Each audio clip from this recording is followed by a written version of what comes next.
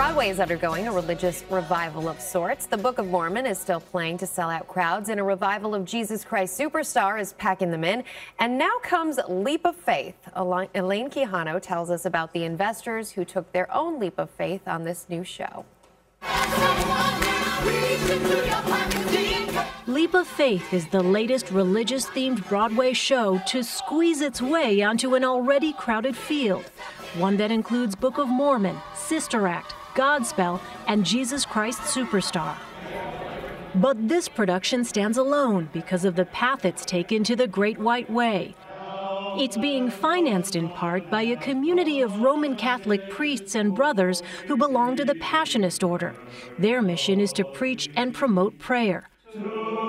CBS News faith and religion contributor Father Edward Beck is a member.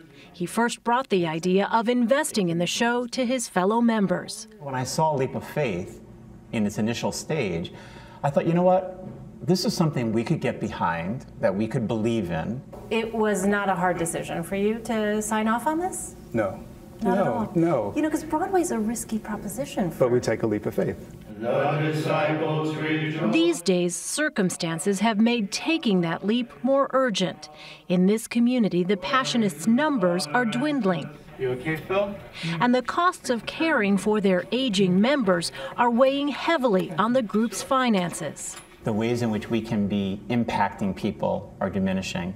And so I think we need to look for creative ways outside of the box to be able to spread what we believe as good news and a message, but maybe in non-traditional ways. The priests are hoping their $50,000 investment in the new musical can help provide them with a small boost. No one here but me can make a miracle.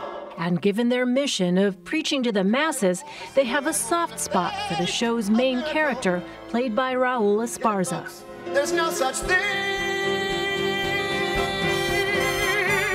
I play Jonas Nightingale. He is a con man preacher who runs a revival that travels around the country and takes people's money in small towns. Very bad man. I was going to say, he doesn't sound like a nice guy. No, he's not. Just like that. But the character also confronts questions of faith.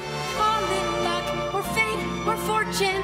Part of what drew the priests to the story. Maybe it's a sign from you know. Maybe. That's the interesting thing about this play and his character in particular for me as a preacher is I've been there in some ways. And to see him come out of it and to see him sort of reclaim something that's always been there, I've done that too. What if it doesn't do well? Have you allowed yourselves to think about that? I think it's just, if it makes it great, and if it's a big flop and we lose the investment, so be it.